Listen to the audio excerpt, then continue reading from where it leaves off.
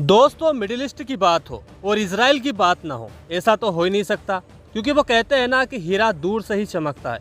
और जब से यहूदियों के इस देश का निर्माण हुआ है, इस देश ने मिडिल ईस्ट की राजनीति को मनोरंजक बना दिया है। क्योंकि जब भी सारे अरब देश एक साथ आते हैं तो भी इजराइल अकेला ही इन सब पर भारी पड़ता है, चाहे वो युद्ध हो या राजनीति।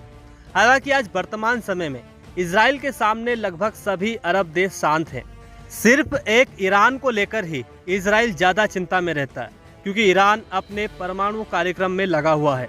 हालांकि इजराइल को अमेरिका अपने हथियारों का सपोर्ट देता रहता है, जैसा कि अभी हाल ही में हुआ, क्योंकि अमेरिका इजराइल को KC-46 एरियल रिफ्यूलर विमान बेचने को तैयार हो गया है। इस तरह के एयरक्राफ्ट किसी भी देश की एयरफोर्स की बड़ी ताकतों में गिना जाता है, क्योंकि इससे हवा में ही विमानों में ईंधन भरा जा सकता है और बार बार रिफ्यूलिंग के लिए विमानों को जमीन पर नहीं आना पड़ता।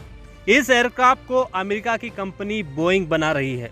अभी हाल ही में मिली जानकारी के अनुसार बोइंग कंपनी को 19 KC-46A एयरक्राफ्ट बनाने का ऑर्डर मिला है, जो कि $3.40 बिलियन का कॉन्ट्रैक्ट है, जिसमें से 15 विमान अमेरिका को मिलेंगे और बाकी 4 विमान इजराइल को मिलेंगे। इसके लिए इजराइल $927 मिलियन पे करेगा। वहीं बात करें ईरान की, तो ईरान इस खबर से खुश नहीं होगा, क्योंकि इन एयरक्राफ्ट की मदद से विमान लंबी दूरी तय करेंगे। ईरान इजराइल से काफी दूर है, इसलिए अगर इजराइल को ईरान पर स्ट्राइक करनी है तो अब उसका काम और आसान हो जाएगा।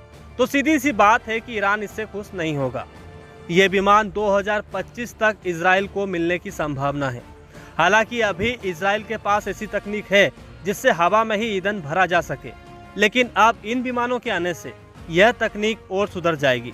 और इन विमानों को खरीदने का उद्देश्य भी साफ नजर आता है कि आने वाले समय में इजराइल और ईरान की दुश्मनी और बढ़ने वाली है। इजराइल अब ईरान के खुफिया ठिकाने, परमाणु संसाधनों को आसानी से निशाना बना देगा। बाकी आप क्या सोचते हो? अपने विचार जरूर दीजिएगा और हाँ, हमारे चैनल को सब्सक्राइब भी कीजिएगा। बाकी मिलते हैं अगले वीडियो में। जय हिंद, जय भारत।